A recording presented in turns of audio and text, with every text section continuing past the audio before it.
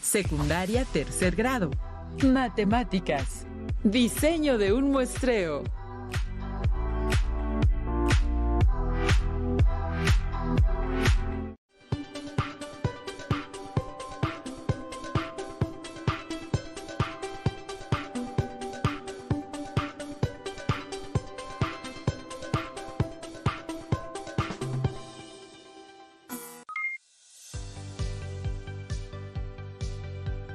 Alumnas y alumnos de tercer grado de secundaria, bienvenidas y bienvenidos a una sesión más de Aprende en Casa 2, de la asignatura de Matemáticas. Soy Nadia Jiménez y le doy la bienvenida a la profesora Luz Calderón. ¿Cómo está, profesora? Muy bien, Nadia, muchas gracias. Es un gusto estar con ustedes para trabajar juntos un contenido más. Estaremos estudiando el aprendizaje esperado, calcula y explica el significado del rango y la desviación media. En esta sesión tendremos como propósito diseñar un muestreo. Vamos a necesitar cuaderno, lápiz y goma. Quienes tengan una discapacidad visual, preparen sus hojas Leyer, punzón y regleta. Es muy importante que tomen nota de cada una de las dudas que surjan durante el desarrollo de la sesión, para que puedan compartirlas con sus compañeras, compañeros y profesores. Maestra Luz, ¿cómo vamos a hacer un muestreo? ¿Qué es un muestreo?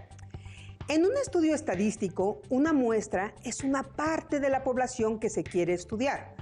Una población bajo estudio es un grupo bien definido que cumple condiciones específicas.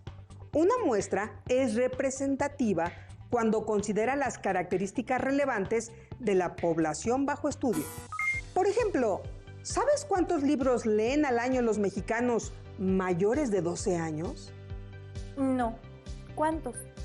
Según los resultados de la Encuesta Nacional de Lectura 2012, se estima que el promedio de libros leídos por mexicanos mayores de 12 años es de 2.94 libros.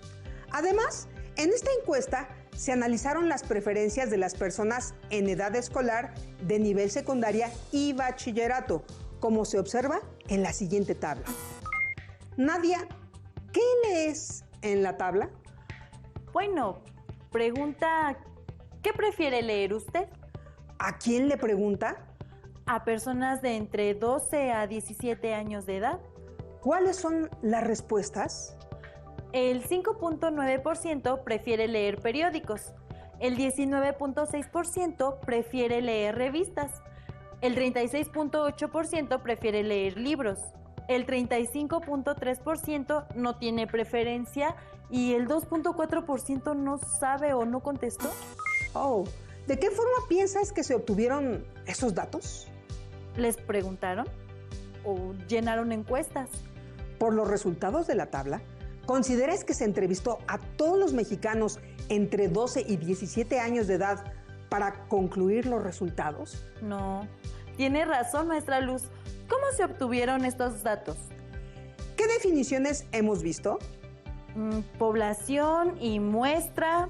Claro, no se necesita preguntar a todos, sino a una muestra de la que esperamos obtener la información que se obtendrá preguntando a la población. Así es, Nadia. Te tengo otra pregunta. Si quisieras conocer los hábitos de lectura en tu escuela, ¿qué preguntarías?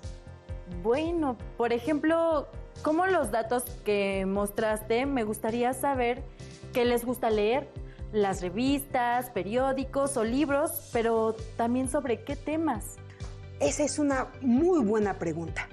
Nadia, si tuvieras que formular preguntas a cualquier estudiante y registrar sus respuestas, ¿qué harías para obtener información sobre las preguntas formuladas y no invertir demasiados recursos? ¿Tendría que considerar a quiénes y a cuántos se deben consultar? ¿Cómo los consultarías? ¿Con entrevistas? ¿Les pedirías que llenaran una encuesta? Sé a lo que se refiere, maestra Luz. ¿Qué instrumentos o medios emplearía para conseguir la información que busco? Así es. También hay que preguntarse, ¿cómo se registrarán los datos que se obtengan? Y una más, ¿qué herramientas matemáticas serán útiles para analizar los datos y para presentarlos? Hagamos un recuento de las preguntas. ¿Qué se puede hacer para obtener información sobre las preguntas formuladas y no invertir demasiados recursos? ¿A quiénes y a cuántos se deben consultar? ¿Qué instrumentos o medios se emplearán para conseguir la información buscada? ¿Cómo se registrarán los datos obtenidos? ¿Qué herramientas matemáticas serán útiles para analizar los datos? ¿Cómo se presentarán los datos? Tenemos que elaborar un plan. ¿Elaborar un plan? ¿Por qué? Nadia, elaborar un plan ayudará a dar respuesta a las preguntas anteriores y nos permitirá obtener la información que buscamos. Un plan nos lleva a considerar lo siguiente. ¿Es posible entrevistar a todos los estudiantes de la escuela? ¿Por qué? ¿Cuánto tiempo se puede asignar para recolectar la información? ¿Cuál es la utilidad de obtener información acerca de las opiniones o características de un grupo de personas, en este caso, de los estudiantes? ¿Es posible obtener información sin invertir muchos recursos como el tiempo? ¿Es posible aumentar la utilidad de la información obtenida? Bueno, se llama población a todos los elementos de un estudio. Pueden ser personas, animales, cosas o características de ellos. Una muestra es una parte de la población. Así es. Necesitamos conocer estos conceptos si queremos llevar a cabo una investigación estadística. ¿Cuándo pasa eso, maestra Luz? Bueno, una investigación o estudio estadístico surge cuando se quiere conocer alguna información sobre una población. Para esto se formulan preguntas sobre las características que se quieren conocer, como lo que querías saber sobre los temas que leían tus compañeros. Y ya consideramos que a veces no es posible o viable hacer el estudio sobre toda la población. Por eso se realiza sobre una muestra. Y cuando a partir de esa muestra se llegan a algunas conclusiones o generalizaciones sobre la población, a dicha generalización se le llama inferencia. Maestra Luz, le voy a comentar de 3 de mis amigos que hicieron su propio estudio estadístico. Muy bien, adelante. ¿Te parece si nos sentamos? Claro. Muy bien. Gracias. Vamos a ver el siguiente caso y determinemos cuál es la población de su estudio y cuál es la muestra. Héctor, Diego y Aurora hicieron la siguiente pregunta.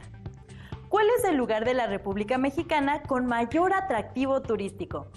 Para no invertir demasiados recursos, decidieron formular la pregunta a 30 estudiantes de la escuela. Al preguntar cómo los elegirían, cada uno propuso un método. El método de Aurora, meter en una urna tarjetas, cada una con el nombre de los 10 principales lugares turísticos registrados en Internet. Revolver bien todas las tarjetas y sacar 30 veces al azar. El método de Diego, pararse a la entrada de la escuela y hacerles la pregunta a todos aquellos que vayan llegando hasta completar los 30. El método de Héctor, preguntarle a 30 compañeros del grupo.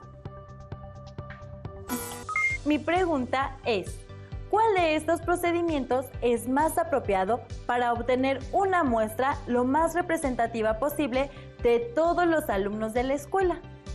Y es una buena pregunta, Nadia. ¿Cómo consideras el método de Aurora? Es un método aleatorio, en donde todas las tarjetas tienen la misma probabilidad de salir, pero son solo 10, no van a salir otras opciones sino esas 10.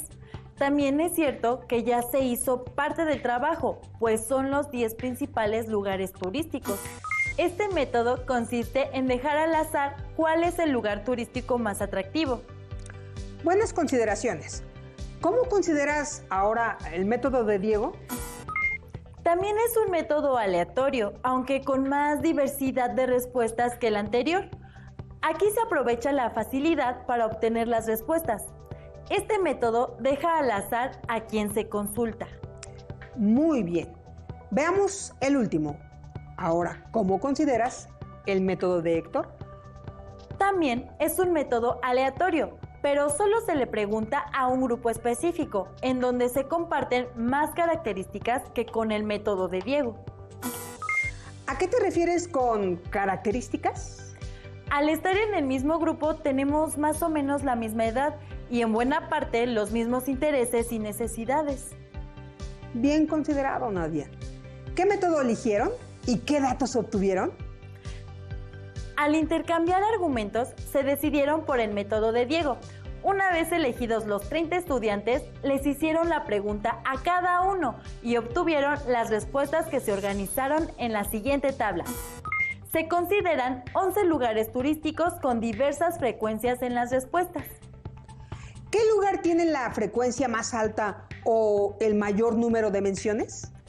Acapulco tiene 6 menciones, luego Cancún con 5, le sigue Yucatán con 4, Oaxaca con 3, luego Veracruz, Guanajuato, Ciudad de México, Monterrey y Guadalajara con 2 cada uno, y Teotihuacán y Mazatlán con 1.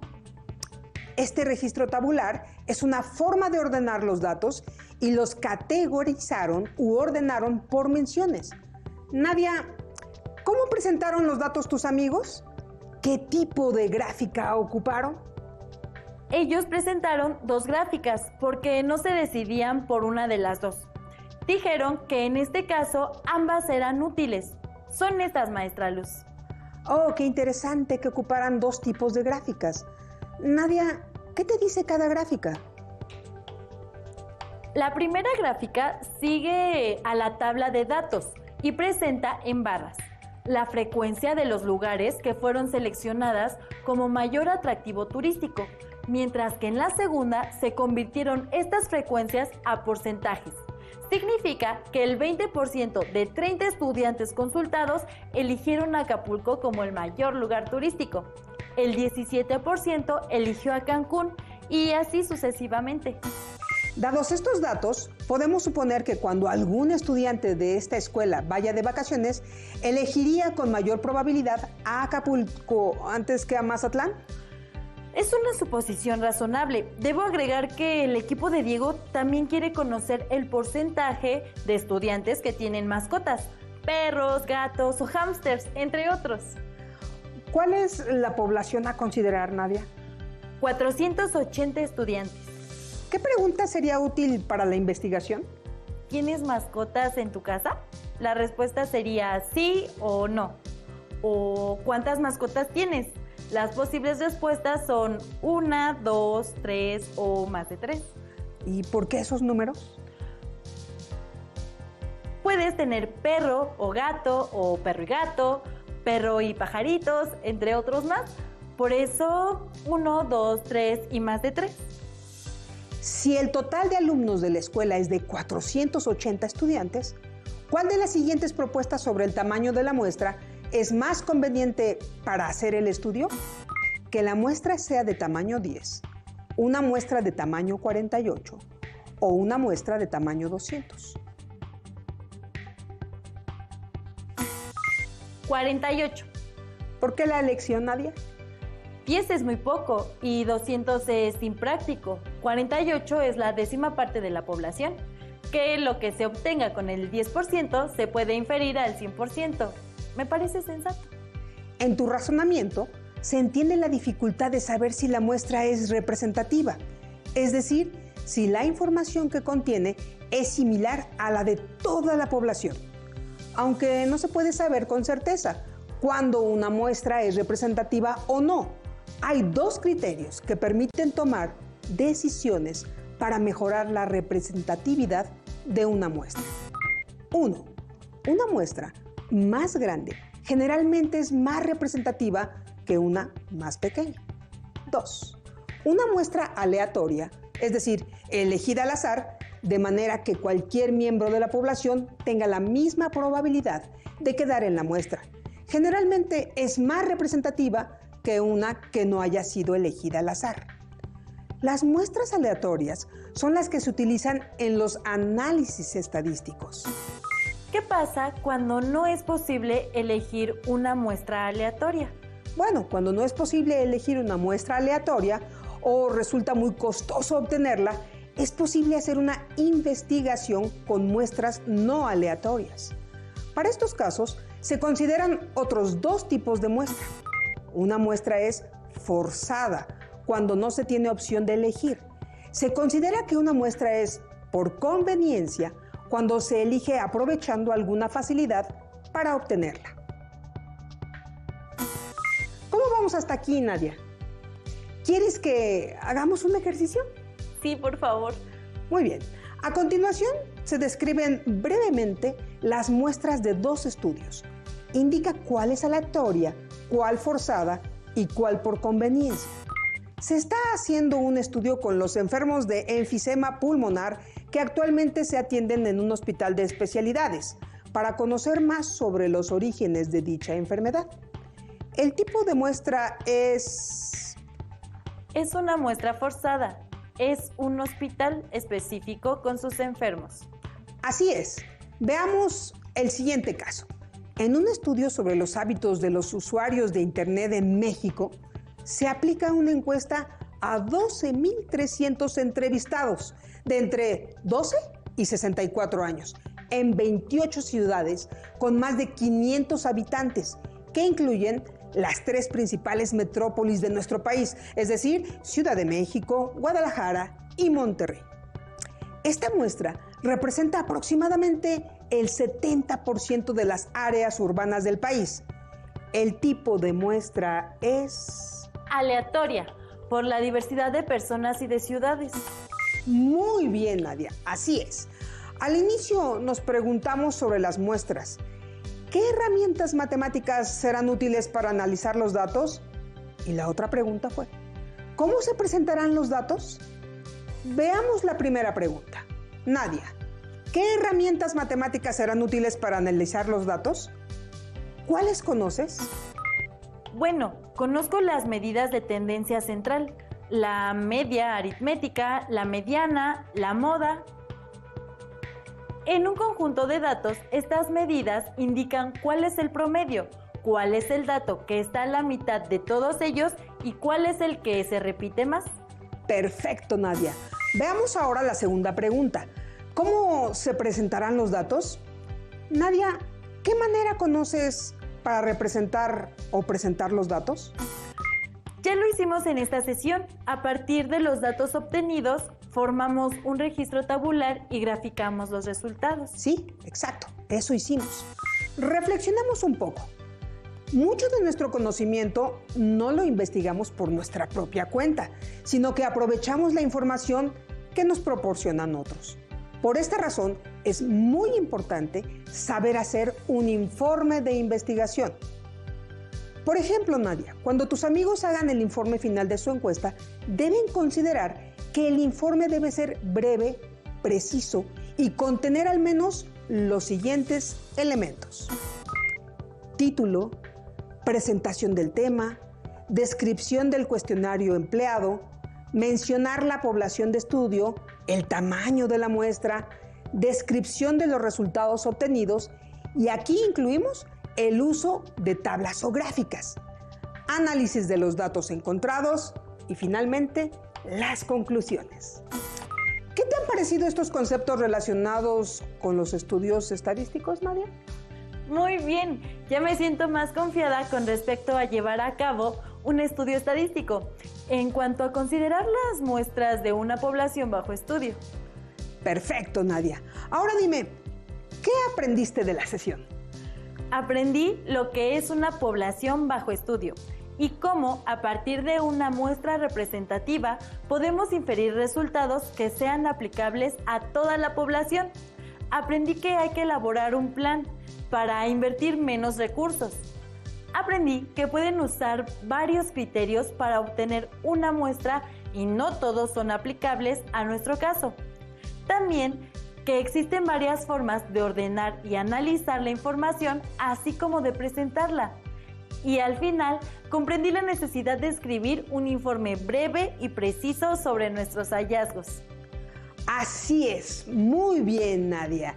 A ustedes, alumnas y alumnos, les dejo como reto el que reflexionen sobre las ventajas de presentar un buen informe.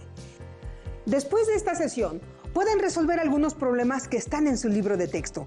Les invito a pensar en qué otras áreas del conocimiento se puede emplear lo que acaban de aprender. Soy la maestra Luz Calderón y fue muy agradable estar con ustedes en esta sesión de Aprende en Casa 2. Y yo soy Nadia Jiménez y también fue un gusto aprender juntos. ¡Nos vemos pronto! Si tienes dudas o necesitas ayuda, llama al Centro de Apoyo Pedagógico a Distancia. El número de teléfono para secundaria es el 55 36 01 71 23. Si requieres consultar los libros de texto en versión digital, recuerda que los puedes encontrar en la página conalitec.cep.gov.mx. Y recuerda que también cuentas con el sitio aprendeencasa.cep.gov.mx, en donde podrás ver nuevamente los videos de los programas y además encontrarás actividades para fortalecer tus aprendizajes. También te invitamos a que consultes la plataforma nuevaescuelamexicana.cep.gov.mx.